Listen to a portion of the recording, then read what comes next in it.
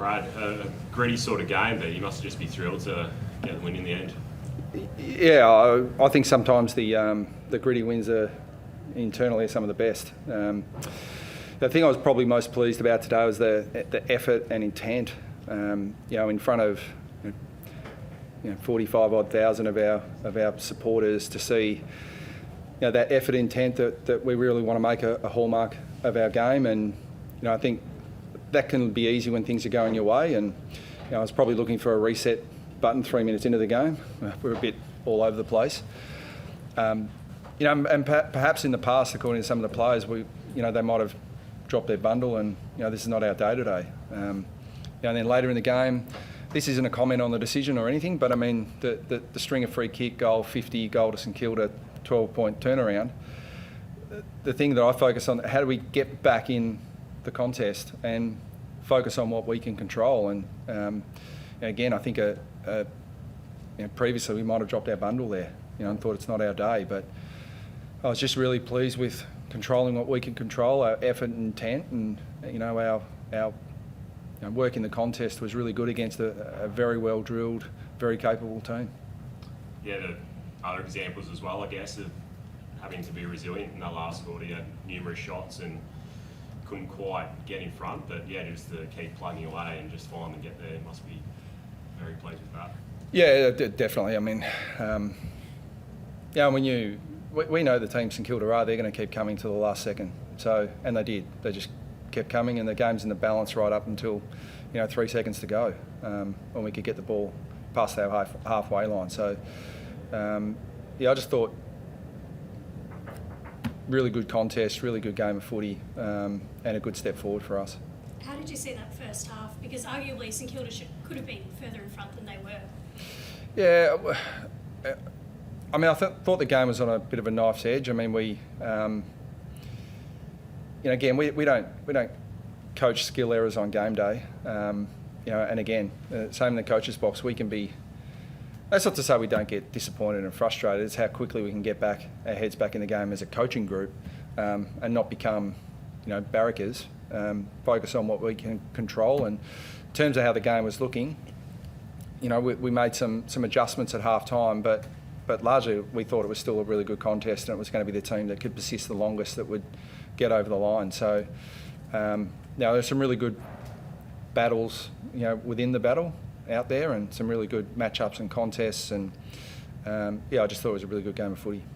Were you confident when Jake had the ball in his hands you'd put that one through?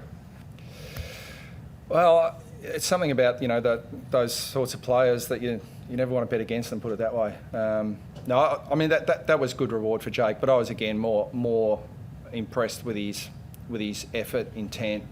When the game was hot, he was really strong in the contest. When the game was broken out into open space, he chased with intent, and they're the things we're looking for from Jake. We know his his capability in the contest, his capability with ball in hand, but it was the other stuff we were happy with today. You think he's getting a reward for the pre-season he's put in?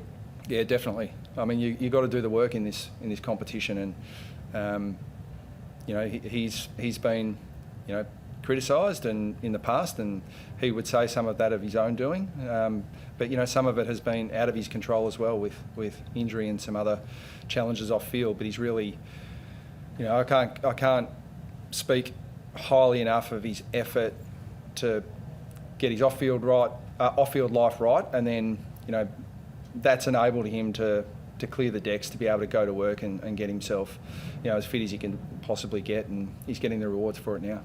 Different looking forward line tonight without Peter Wright. How'd you see that play out?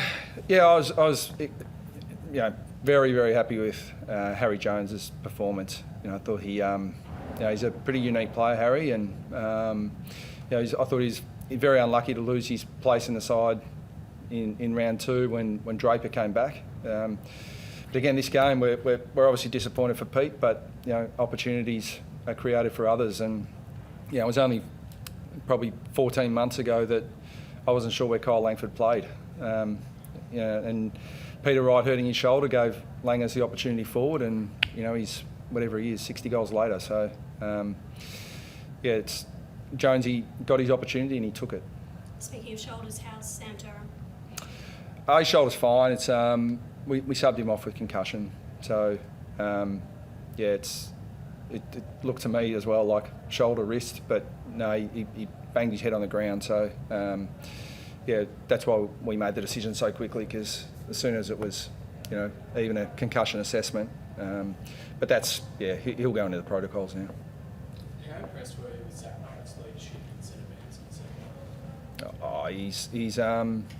He continues to impress me on a daily basis. Even his focus post game, as to, because people attribute different things to why you win, and he's just, I won't tell you what it was, but he just nails it. He's as diligent and as professional a preparer to play AFL footy as I've seen, and that's, I've been fortunate to be exposed to some pretty good players and unbelievable professionals, but he just continues to take a step forward each week in not just his performance, it's he's building into his role as captain beautifully, and he's focusing on the right things. And Nick Martin equalled a club record for disposals last night. He must be taking well until the line half back. Yeah, he was important, but it was I think it was fantastic, Martin. There's no denying that he was that he had a terrific game, but yeah, we put him back in the pre-season because we wanted more flexibility in our options back there and a bit of bounce out of the back half. But to be honest, he surprised me how well he defends. Like, he's a genuinely good defender. So he's Ben Jacobs should take a lot of credit for the work he's done with him as our defensive coach, and Marto's held up his end. But it's not just about getting the ball. It's about the way he defends for us as well. Were you surprised St Kilda didn't send anyone to him? He was just racking possessions? Brad Hill sort of, it was a good game of cat and mouse. Brad Hill was a pretty important player, and late, it's an interesting sort of contest. It was a tight game. Martin's getting it. Hill's looking dangerous. Is either coach going to flinch? And Ben Jacobs probably settled me a little bit because I was pretty close to flinching. Perfect. Thank you, everyone. Thanks.